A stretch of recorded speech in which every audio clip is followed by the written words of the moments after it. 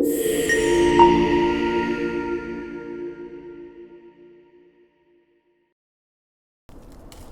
one hope today is that I can be a source of some inspiration. I'm going to address my remarks to anybody who's ever felt inferior or felt disadvantaged, felt screwed by life. This is a speech for the quad. Well, I was on television by the time I was 19 years old. And in 1986, I launched my own television show with a relentless determination to succeed. At first, I was nervous about the competition, and then I became my own competition, raising the bar every year, pushing myself as hard as I knew. Sound familiar to anybody here? Eventually, we did make it to the top, and we stayed there for 25 years. The Oprah Winfrey Show was #1 in our time slot for 21 years. And I have to tell you, I became pretty comfortable with that level of success. But a few years ago, I decided, as you will at some point, that it was time to recalculate, find new territory, break new ground. So I ended the show and launched OWN, the Oprah Winfrey Network. 1 year later, after launching OWN, nearly every media outlet had proclaimed that my new venture was a flop. Not just a flop, but a big, bold flop, they call it. I can still remember the day I opened up USA Today and read the headline, "Oprah not quite standing on her own." It really was, this time last year, the worst period in my professional life. I was stressed and I was frustrated, and quite frankly, I was embarrassed. It doesn't matter how far you might rise. At some point, you are bound to stumble, because if you're constantly doing what we do, raising the bar, if you are constantly pushing yourself higher, the law of averages, not to mention the myth of Icarus, predicts that you will at some point fall. And when you do, I want you to know this, remember this: there is no such thing as failure. Failure is just life trying to move us in another direction. Now, when you're down there in the hole, it looks like failure. So this past year, I had to spoon feed those words to myself. And when you're down in the hole, when that moment comes, it's really okay to feel bad for a little while. Give yourself time to mourn what you think you may have lost. But then, here's the key: learn from every mistake, because every experience, encounter, and particularly your mistakes, are there to teach you and force you into being more of who you are. And then figure out what is the next right move. And the key to life is to develop an internal, moral, emotional GPS that can tell you which way to go. But the challenge of life, I have found, is to build a resume that doesn't simply tell a story about what you want to be, but it's a story about who you want to be. It's a resume that doesn't just tell a story about what you want to accomplish, but why. A story that's not just a collection of titles and positions, but a story that's really about your purpose. Because when you inevitably stumble and find yourself stuck in a hole, that is the story that will get you out. What is your true calling? What is your dharma? What is your purpose? For me, that discovery came in 1994 when I interviewed a little girl who had decided to collect pocket change in order to help other people in need. She raised $1,000 all by herself, and I thought, well, if that little 9-year-old girl with a bucket and a big heart could do that, I wonder what I could do. So I asked for our viewers to take up their own change collection, and in 1 month, just from pennies and nickels and dimes, we raised more than $3 million that we used to send one student from every state in the United States to college. And together we built 55 schools in 12 different countries and restored nearly 300 homes that were devastated by Hurricanes Rita and Katrina. So the Angel Network, I've been on the air for a long time, but it was the Angel Network that actually focused my internal GPS. It helped me to decide that I wasn't just gonna be on TV every day, but that the goal of my shows, my interviews, my business, my philanthropy, all of it, whatever ventures I might pursue, would be to make clear that what unites us is ultimately far more redeeming and compelling than anything that separates me. Because what had become clear to me, and I want you to know, it isn't always clear in the beginning, because as I said, I've been on television since I was 19 years old.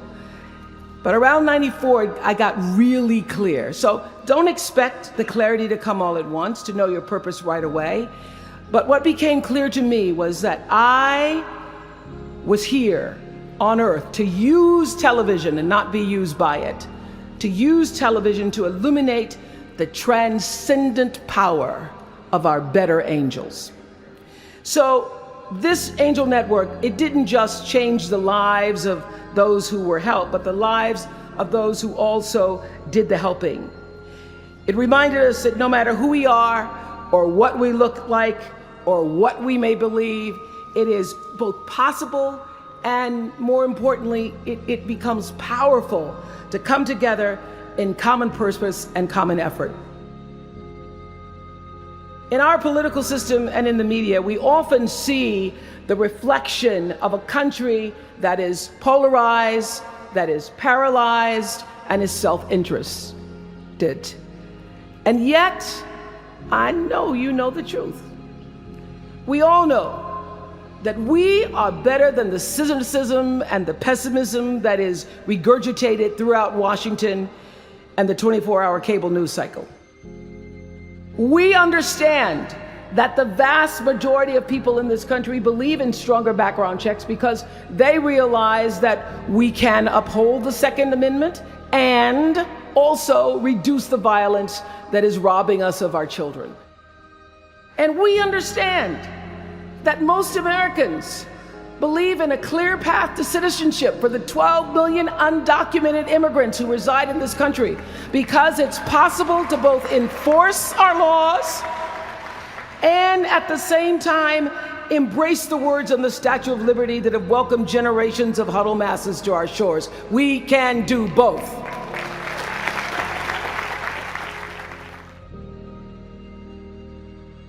The point is, your generation is charged with this task of breaking through what the body politic has thus far made impervious to change. Each of you has been blessed with this enormous opportunity of attending this prestigious school. You now have a chance to better your life, the lives of your neighbors, and also the life of our country. When you do that, let me tell you what I know for sure. That's when your story gets really good. Maya Angelou always says, when you learn, teach. When you get, give. That, my friends, is what gives your story purpose and meaning.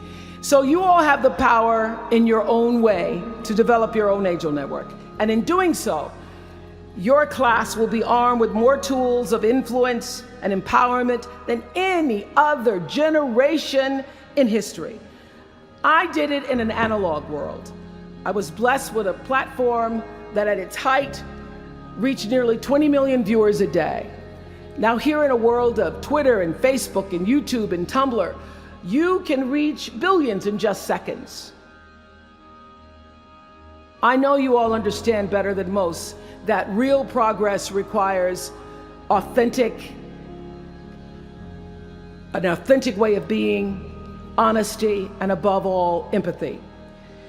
I have to say that the single most important lesson I learned in 25 years talking every single day to people was that there's a common denominator in our human experience. Most of us, I tell you, we don't want to be divided. What we want, the common denominator that I found in every single interview, is we want to be validated. We want to be understood. I've done over 35,000 interviews in my career. And as soon as that camera shuts off, everyone always turns to me and inevitably in their own way asks this question: was that okay? I heard it from President Bush. I heard it from President Obama. I've heard it from heroes and from housewives. I've heard it from victims and perpetrators of crimes. I even heard it from Beyonce and all of her Beyonce-ness. She finishes performing, hands me the microphone and says, "Was that okay?" Friends and family, yours, enemies, strangers, in every argument, in every encounter, every exchange, I will tell you, they all want to know one thing: was that okay? Did you hear me? Do you see me? Did what I say mean anything to you? So whether you call it soul or spirit or higher self, intelligence, there is, I know this, there's a light inside each of you, all of us, that illuminates your very human beingness if you let it.